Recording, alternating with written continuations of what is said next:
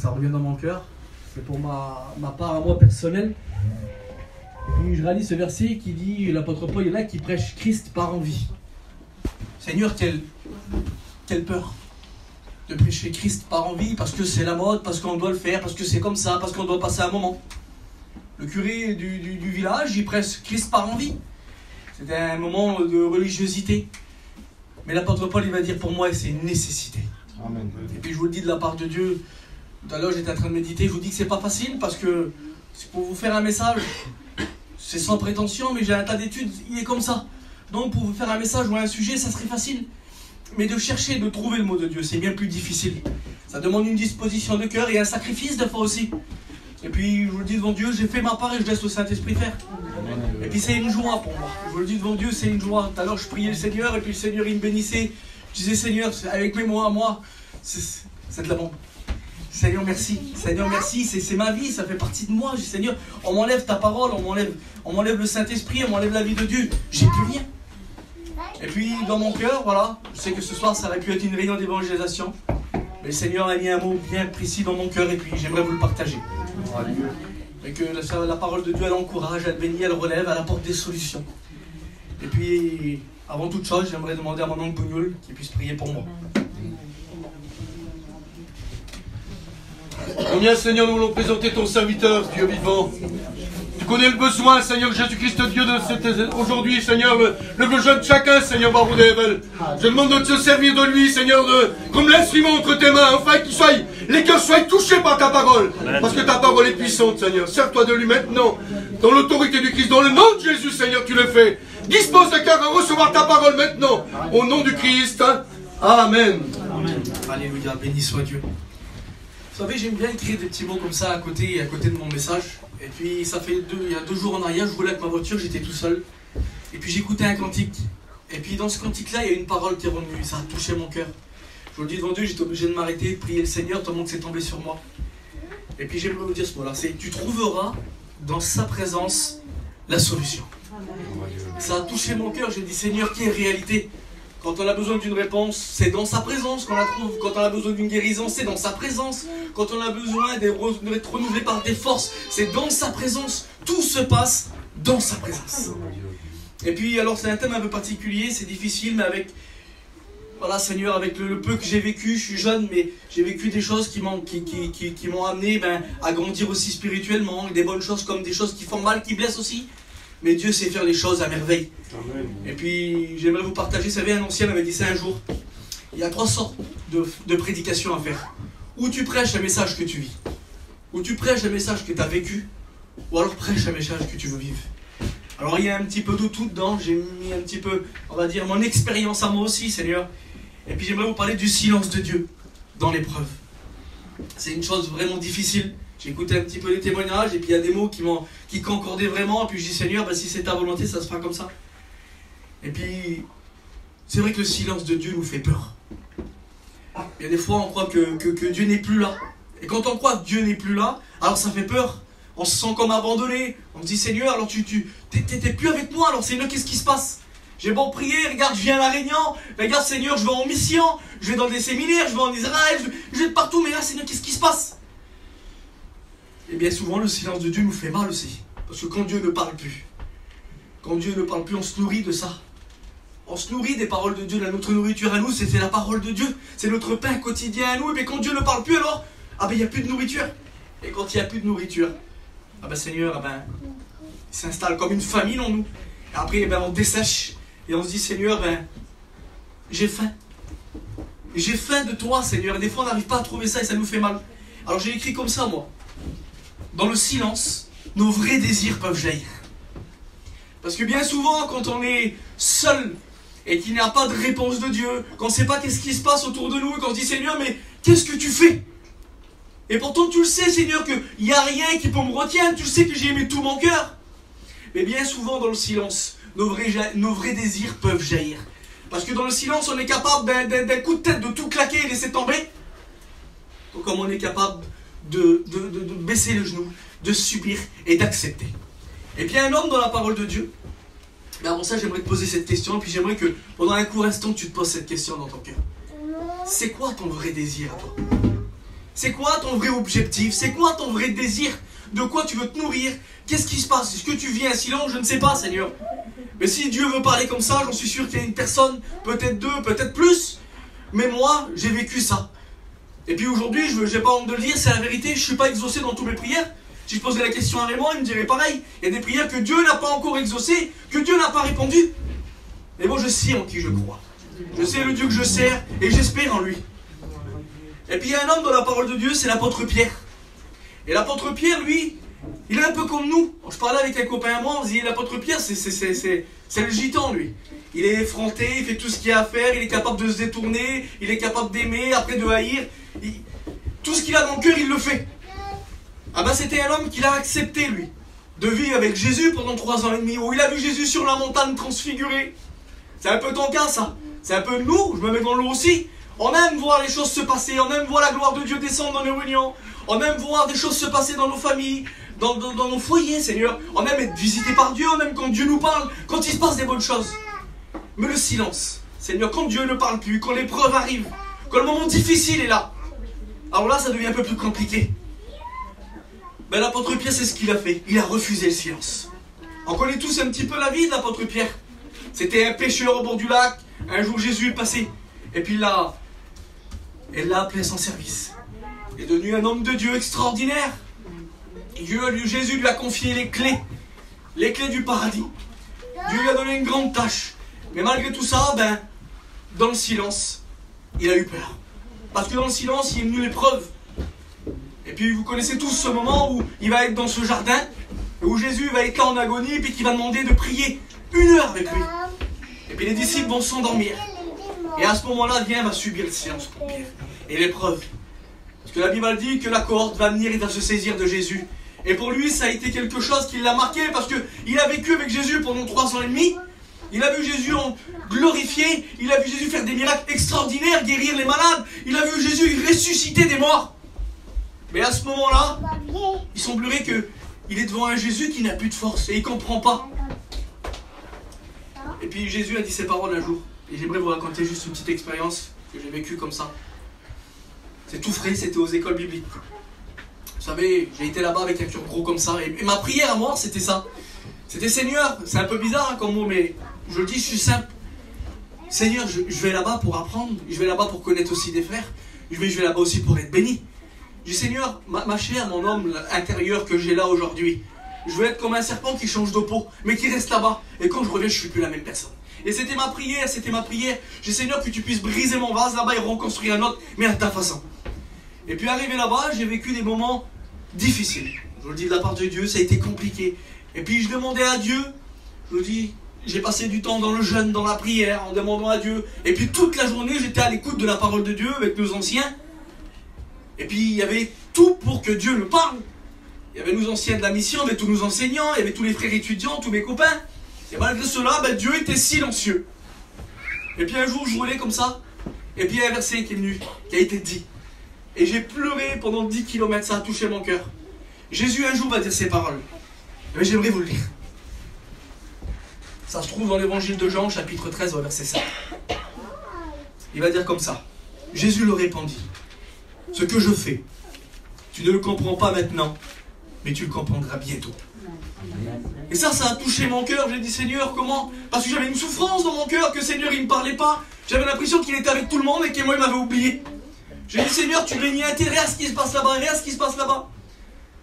Mais j'ai compris que dans le silence, nos vrais désirs peuvent jaillir. Et mon désir à moi, et c'est le même aujourd'hui, puis c'est le même pour le vôtre aussi, c'est de faire la volonté de Dieu, avant toute chose. On veut que la volonté de Dieu se fasse dans nos familles, dans nos foyers autour de nous et dans nos vies. Et puis j'ai attendu. Et puis, je vous le dis devant Dieu, aujourd'hui, je n'ai pas toujours eu la réponse à quoi j'ai demandé là-bas. Mais parce que j'ai accepté. Parce que j'ai toujours gardé le cap, on va dire. Si vous saurez comment Dieu m'a béni, comment Dieu s'est servi de moi. Et puis je rends gloire à Dieu pour ça. Parce qu'on ne suit pas Dieu, on n'aime pas Dieu pour ce qu'il fait. On l'aime pour ce qu'il est. Amen. Et puis, l'apôtre Pierre, c'est ce qu'il va vivre. À un moment donné, il va vivre ce silence de Dieu. Ce silence de Jésus. Ce Jésus qui était auprès de lui. Il va dire qu'on va le mettre sur une croix. Qu'on va le clouer, qu'on va le prendre, qu'on va le mettre dans un tombeau. Et pendant 3 jours, pourtant il avait cette assurance qui était avec lui. Son frère un jour est venu lui dire, nous avons trouvé celui dont l'Écriture nous parle, le Messie, il est là. Alors il a tombé une délivrance certaine dans son cœur, mais il avait oublié les promesses de Jésus, que le Fils de l'homme devait être livré entre les mains des hommes. Il devait souffrir, il devait être placé dans le tombeau 3 jours, et le 3e jour, il devait ressusciter. Mais il semblerait pour lui, ça semblait trop lent. La Bible dit que dans ces 3 jours-là, au lieu d'attendre dans la prière, parce que la Bible dit qu'il est bon d'attendre en silence le secours de l'Éternel. Il va retourner à ses occupations habituelles. Il va se remettre dans une barque, il va appeler tous ses copains qui étaient là, et il va repartir à la pêche. Alors que Jésus lui avait demandé une chose, d'être patient, d'attendre. Toi-même, ça fait combien de temps que Dieu t'a fait une promesse et t'a dit d'attendre? Et tu vois les épreuves arriver une derrière les autres devant toi. Tu vois ce silence arriver toujours devant toi. Et tu te dis, bah c'est quand pour moi? C'est quand? Et puis, au bout du 3e jour, la Bible dit qu'il y a 2 femmes qui vont aller au tombeau. Et quand ils vont arriver là-bas, il y a 2 anges qui sont là devant le tombeau. Et puis un va prendre la parole et va dire, pourquoi cherchez-vous parmi les morts celui qui est vivant, celui qui est ressuscité? Et la Bible dit comme ça, que ces femmes vont se hâter de courir vers la maison où il y avait les apôtres. Et quand Pierre va écouter ces paroles, il va se souvenir, parce que Pierre, malgré qu'il avait retourné à ses occupations, il s'est rappelé à un moment donné dans la cour du palais où il a croisé les regards de Jésus, quand il a renié Jésus en face. Et toute sa souffrance devait dire, Seigneur, j'ai trop perdu de temps maintenant, il faut que je le rachète. Et quand il court là-bas, il voit que Jésus est ressuscité. Et la Bible dit comme ça, que dans son silence, il devait se poser des questions. Moi, je m'en ai posé des questions, je m'en pose encore aujourd'hui des fois. Tu t'en poses certainement. La Bible dit qu'ils vont être dans la barque. Et à un moment donné, la Bible dit comme ça, j'aimerais vous lire ce verset, Romains 10, 17, il dit que la foi, elle vient de ce qu'on entend. Et ce qu'on entend vient de la parole de Dieu. Et c'est la parole de Dieu qui donne la foi dans nos cœurs. Et Jésus est lui-même la parole de Dieu. Et Jésus va dire ces mots. Il va dire, petit enfant, n'avez-vous rien à manger? Sur ces paroles-là, la foi vient ce qu'on entend. Et dans le cœur de Pierre est revenue cette foi peut-être qu'il avait perdue dans ce silence, dans cette épreuve. Et la Bible dit qu'il va se jeter à l'eau et qu'il va courir. Et Jésus va se retrouver face à Pierre. Excusez-moi. Et puis par 3 fois. Par 3 fois, il va lui dire ces paroles. Pierre, m'aimes-tu? Et j'ai dit, Seigneur, mais pourquoi 3 fois? Tu aurais pu lui dire une seule fois. Et puis Seigneur, il m'a parlé dans mon cœur. Parce qu'en un mot, il voulait lui reprocher les 3 jours de silence qu'il n'a pas accepté. En voulant dire, Pierre, m'aimes-tu? Une fois. Oui, Seigneur, je t'aime. Il va dire, mais prends soin de mon œuvre alors. Je t'avais demandé de prendre soin de mon œuvre. Et toi, pendant ce silence, non seulement tu m'as renié, et en plus de tout cela, tu n'as pas été patient. Tu n'as pas persévéré. Et au bout de la 3e fois, il va dire, Seigneur, toi, tu sais tout. Et à ce moment-là, Jésus va rétablir Pierre. Et vous connaissez l'histoire. Il y a ensuite 10 jours après où ils vont recevoir le Saint-Esprit. Et puis, j'aimerais vous lire ce verset dans le psaume 35 au verset 22. Parce que c'est bien souvent les prières et les supplications qu'on fait à Dieu quand on est tout seul. Éternel, tu vois le silence. Ne reste pas en silence. Le psaume 39 va dire, écoute ma prière, Éternel, et prête l'oreille à mes cris. Ne sois pas insensible à mes larmes. Parce que la Lissonne, elle expliquait tout à l'heure, elle était un petit peu dans la détresse, et elle s'est rappelée que quand un malheureux crie, l'Éternel l'entend et le sauve de toutes ses détresses. Et puis le Seigneur, il voit tout ça. Mais des fois, il y a un cantique qui dit, le silence de Dieu ne veut pas dire qu'il ne t'entend pas, mais c'est parce qu'il a quelque chose de beaucoup meilleur pour toi derrière. C'est comme un enfant, moi je savais, j'ai mes 2 jumeaux, et bien souvent me demandant des choses. Papa, je veux ça pour mon anniversaire. C'est arrive leur anniversaire, ça arrive les fêtes, ça arrive Noël. Mais moi je leur dis des fois oui, mais je leur prends pas ce qu'ils me demandent, je leur prends plus grand. Parce que mon cœur à moi, je les aime tellement que tout ce qu'il y a de meilleur, je le veux pour vous, pour mes enfants. Alors à combien Dieu dans son cœur de père, vous croyez qu'il va nous laisser dans la souffrance? Vous croyez qu'il nous a arrachés de ce monde et qu'il a donné son fils pour nous laisser mourir entre les mains du monde? Non. Dieu a tout prévu. Malgré dans ton silence, dans ton épreuve, il a tout prévu, il est la porte. Et la porte de sortie qui va te faire grandir en Dieu. Et puis des fois, ce qu'il fait, on ne le comprend pas. Et puis des fois, on pourra arriver à se révolter contre Dieu. Je disais, Seigneur, mais tu fais quoi? Je le dis devant Dieu combien des fois, je l'ai dit dans moi-même. Seigneur, tu m'écoutes pas. Pourquoi tu fais ça? Regarde, pourtant, Seigneur, j'essaye d'en payer le prix. Regarde ce que je mets, j'y mets toutes mes forces. Tu sais combien je t'aime. Il n'y a rien qui est fait avec amertume, Seigneur, je le fais par amour. Et pourquoi tu ne me réponds pas? Ça, c'est la chair qui veut prendre bien souvent le dessus. Et dans 1 Pierre, chapitre 1, verset 7, écoutez ce qu'il dit. Écoutez ce que le silence, l'attente et l'épreuve produisent en nous. Il dit, afin que l'épreuve de votre foi plus précieuse que l'or périssable, qui cependant est éprouvé par le feu, ait pour résultat la louange, la gloire et l'honneur, lorsque Jésus apparaîtra. Seigneur, et puis ça m'a fait penser à une histoire. Ces 3 hommes, Shadrach, Meshach et Abednego, vous connaissez cette histoire qu'un jour le roi Nabuchodonosor, l'ennemi va établir un décret où tous ceux qui n'adoraient pas la statue, ou tous ceux qui n'adoraient pas ce que l'ennemi veut que tu te prosternes devant certaines choses, alors tout de suite on voit les grandes choses, mais ça peut passer par bien des petites choses quand on s'en aperçoit pas, et qui prennent la place de Dieu. Et parce qu'eux ils ont refusé, parce qu'eux ils ont dit non, nous on ne se souillera pas, nous on sert Dieu et on attend. Ils auraient pu dire, Seigneur, tu nous abandonnes là, on est les seuls chrétiens qui sont là, on est au milieu d'un peuple où ils veulent nous faire du mal. Regarde tout ce qu'on subit, tout ce qu'on nous dit, et on veut nous jeter dans la fournaise. Et en plus de ça, ils veulent la chauffer 7 fois plus. Seigneur, comment qu'on va faire? On s'en sortira pas. On s'en sortira plus. Combien de fois tu l'as dit, on s'en sortira pas? Regarde, il y a des mots qui sont venus de l'extérieur, il y a des choses. Et puis, vous connaissez l'histoire. Ils vont prendre ces personnes et ils vont les jeter dans la fournaise. Tellement qu'elle était de plus en plus brûlante, ceux qui le jetaient dedans, ils sont même morts. Tous ceux qui s'approchaient à quelques mètres, ils étaient consumés sur place. Et ils vont le jeter à l'intérieur. Et j'ai écrit comme ça. C'est au cœur de la difficulté, c'est au cœur de l'épreuve que nous voyons Christ agir en nous. Le frère a dit tout à l'heure qu'il y a des gens qui disent, t'es pas comme nous. Ah ben c'est ce que les gens ont dit. Il n'y en avait pas 3 dans la fournaise, on voit un 4e. Donc les gens ne voyaient plus les 3 personnes, mais avaient les yeux fixés sur le 4e. Il faut que les gens autour de nous, chrétiens ou non chrétiens, n'ont pas les regards fixés sur nous, sur notre souffrance, sur ce qu'on passe, mais qui voient Christ briller à travers tout ce que nous vivons, à travers tout ce que nous faisons. C'est vrai que des fois c'est difficile. Là je connais pas mal de personnes, je connais un peu les combats de chacun, on va pas se cacher, Seigneur. Et puis des fois on pourrait dire Zinda, on pourrait dire plein de choses. Mais ce que Dieu demande, comme le cantique qu'il a chanté, Matthieu, c'est que lui soit à la première place. Et dans cette fournaise, il était à la première place. Et les gens ne voyaient plus les 3 autres, mais ils voyaient le 4e. Le 4e qui les a déliés, sortis de l'épreuve. Et quand il les a sortis de l'épreuve, ils ne comprenaient pas ce qu'ils faisaient. Mais quand ils sont sortis, la Bible dit qu'ils vont les établir. Le roi qui va être là, il va dire, je reconnais que ton Dieu est le véritable Dieu. Et qu'il y a un Dieu en Israël. Et il va l'établir un petit peu, on va dire comme ça, chef sur certains domaines de la région. Oui, quand on se fait confiance à Dieu, quand il nous sort de la fournaise, quand il nous sort de l'épreuve, alors on ressort avec des bénédictions. Et puis un peu plus loin, un peu la même situation, et cette fois-ci c'est Daniel. Vous connaissez l'histoire de Daniel, ce grand prophète, où un jour pareil, le roi va vouloir aussi le souiller avec des choses, mais lui va refuser. Et il va être dans un silence total. Et pendant 21 jours, il va dire, pendant 21 jours, j'étais dans le deuil total. Il n'avait aucune réponse de Dieu, aucune réponse, et pourtant il a jeûné toutes ses forces. Il a mis tout ce qu'il avait de plus cher. La Bible dit qu'il priait 3 fois par jour, en direction de Jérusalem.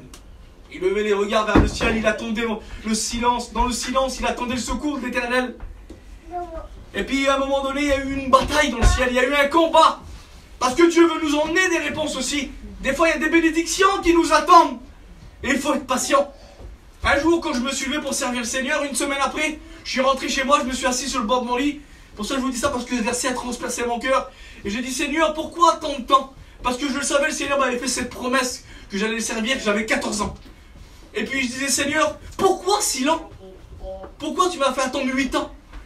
Et puis le Seigneur m'a fait lire ce passage où Dieu avait descendu, avait donné une réponse à l'ange, une bénédiction, et que l'ennemi dans le ciel est venu se faire la guerre, s'opposer à la bénédiction. Et ça a mis un certain temps. Et Daniel, il attend, il dit, Seigneur, est-ce que tu m'as abandonné? Peut-être qu'il s'est dit ça, Seigneur. Et l'autre trouve à la porte et dit, Daniel, qu'est-ce qui se passe alors? Sors un petit peu. Pendant 21 jours, il était dans le deuil, dans le jeûne, la prière, dans la supplication, il ne savait pas ce qui se passait. Et la Bible dit comme ça, qu'au bout d'un moment, il va se faire un combat entre les démons et les anges dans le ciel. Mais à un moment donné, un ange va dire, maintenant, si tu ne me laisses pas passer, j'en fais appel au chef de l'armée. Et puis le Seigneur m'a parlé comme ça. Il a dit aujourd'hui c'était le temps de Dieu. C'était mon temps parce que l'ennemi voulait t'opposer. Pendant le temps qu'on va dire qu'il y avait ce combat dans le ciel, donc l'ennemi voulait gagner du temps. Pendant le temps que la bénédiction était coincée, on va dire, ah ben lui il essayait de faire son œuvre ici-bas pour essayer de nous empêcher d'aller vers le Seigneur, de nous détruire. Il a voulu détruire mon foyer. Mais béni soit Dieu, ce quatrième homme. Il est venu. Il est venu, il a tout placé. Il a fait partir, il a chassé l'ennemi loin de ma maison. Et aujourd'hui j'ai eu ma réponse. Ce vase d'or, je pourrais dire comme ça, parce que la Bible dit que qui porte les prières dans des outres. Et puis un jour une femme avait fait ce songe elle voyait des anges monter avec des plateaux, avec des parfums, que nos prières montent comme des parfums. Alors j'aimerais te dire, oui, ta prière elle monte comme un parfum. Oui, Dieu l'écoute. Mais des fois il faut une certaine persévérance, une certaine attente. On comprend pas. On comprend pas. Le Dieu n'agit pas comme l'homme. Dieu n'est pas logique terrestre. Il est logique céleste. S'il prendrait un langage pour nous expliquer, un langage du ciel, on ne comprendrait pas. L'apôtre Paul, il va dire, j'ai été ravi au 3e ciel. Je ne peux pas l'expliquer avec un langage d'homme, c'est pas possible. Alors Dieu se met à notre portée à nous. Et puis écoutez ce qu'il va dire dans le livre de Daniel, au chapitre 10. Il va dire maintenant, sois sans crainte. Car dès le premier jour où tu as appliqué ton cœur à comprendre et à t'humilier devant ton Dieu, ta prière a été entendue et je suis venu vers toi en réponse à tes paroles. Béni soit Dieu. Quand on a à cœur de comprendre qu'est-ce qui se passe, de regarder, d'essayer de faire un pas en arrière, j'aimerais, excusez-moi du mot, des fois on parle beaucoup trop. Des fois, ce serait bien qu'on se tait. Parce que des fois, tellement qu'on parle, je dis ça comme ça, Seigneur. Si demain je parle avec Nicodème, moi, mais je fais que d'y parler. Et j'y laisse pas le temps de dire quelque chose. Je ne serai pas la réponse qu'il va m'adresser. Eh bien, des fois, on agace Dieu. Pour toujours demander pour la même chose. Alors qu'il t'a demandé d'attendre et de faire silence. Et dans le silence, il est capable de répondre. Amen. Et dans le silence, quand on a à cœur de comprendre et de s'humilier devant notre Dieu, alors il est celui qui vient en réponse à nos prières. Béni soit Dieu. Amen. Gloire au Seigneur. Et puis un jour, j'ai écrit ça.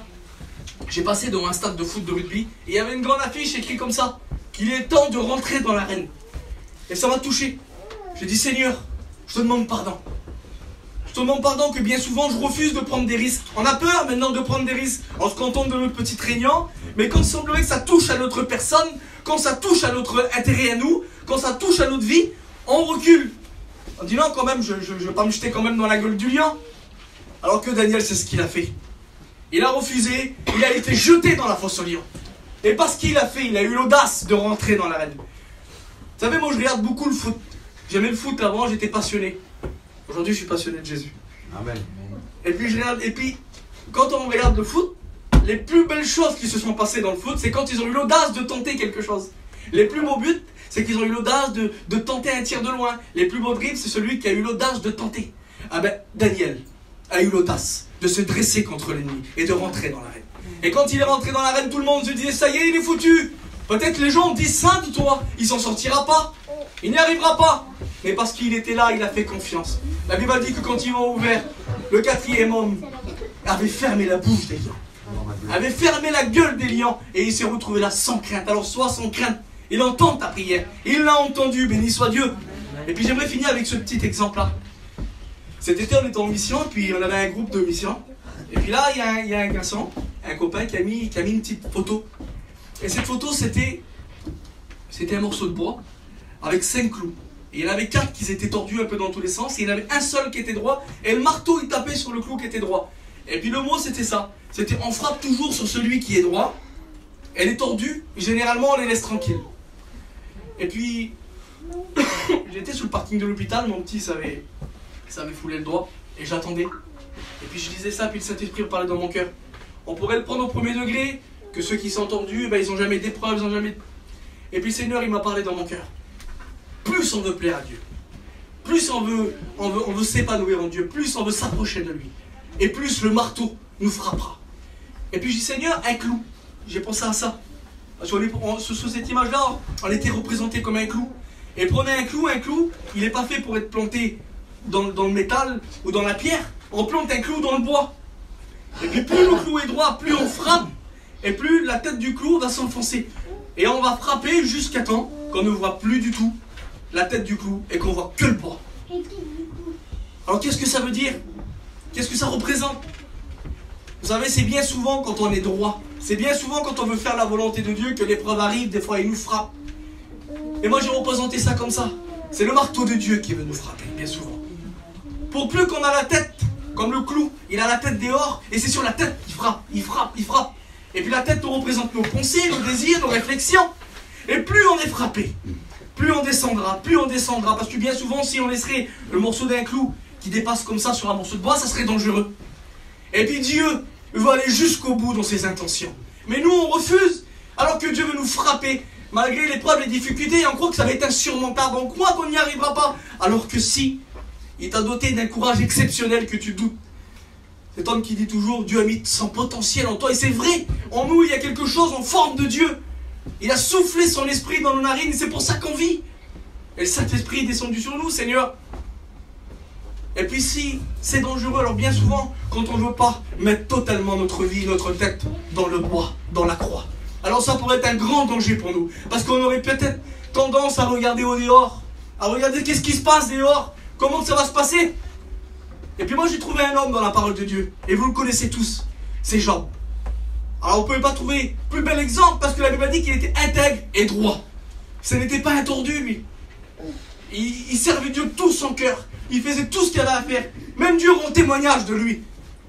Et la Bible dit cependant, toutes les épreuves qu'il a passées. Aujourd'hui même, il n'y a pas un homme ou une femme qui a subi ce que lui a subi. Il a perdu ses enfants. Il a perdu sa richesse. Il a perdu ses maisons. Il a perdu son troupeau. Il est tombé malade. Ses amis l'ont abandonné. Et arrivé à la fin de ses jours, c'était le coup fatal. Sa femme lui a même dit, renie ton Dieu maintenant et meurs. Seigneur, mais comment qu'il a fait pour supporter autant? Mais parce qu'il était droit. Et parce que le marteau est frappé de l'épreuve, a frappé. Ah, vous savez ce qu'il va dire à la fin de ses jours? Écoutez ce qu'il va dire. Mon oreille avait entendu parler de toi. Mais aujourd'hui, mon œil t'a vu. Ouais. Seigneur, mais comment alors tu dis mon oreille avait entendu parler de toi? La Bible dit qu'il était intègre et droit. Parce que c'est au cœur de l'épreuve que nous voyons briller vraiment, véritablement Christ. L'épreuve lui a permis, non pas d'écouter. Moi je vous le dis devant Dieu, je suis un jeune prédicateur. Et il y a des choses que je n'ai pas vécues, que je ne peux pas en parler, c'est pas possible pour moi. Mon Bougnoula, qui est ancien dans le ministère, il pourrait parler de plusieurs choses. Il y a des choses que je ne connais pas, mais le silence je l'ai passé. L'épreuve aussi je l'ai passé. Des coups j'en ai pris. Et puis je vous le dis devant Dieu, je ne regrette pas. Parce que vous rappelez-vous que le marteau, avant de nous frapper à nous, il l'a frappé à lui. Avant que le marteau nous frappe à nous et qu'on se plaint, vous croyez que lui s'est plaint sur la croix? Il n'a pas dit un mot. Il n'a même pas ouvert la bouche. Semblable à une brebis qu'on amène à la boucherie. Il a rendu son visage semblable à un caillou. Il a donné ses mains, ses pieds. Pour nous, Seigneur, et nous, dans notre silence ou dans notre petite épreuve, des fois c'est grand, Seigneur, excusez-moi du mot, mais on aurait toujours tendance à se plaindre, alors que Dieu a toujours une solution. Et parce qu'il a été frappé, Job, et il est descendu comme un clou. Alors il a dit maintenant, je n'ai plus la tête en haut, j'ai la tête dans le bois. Et maintenant, mon œil te voit. Mon œil te voit, Seigneur.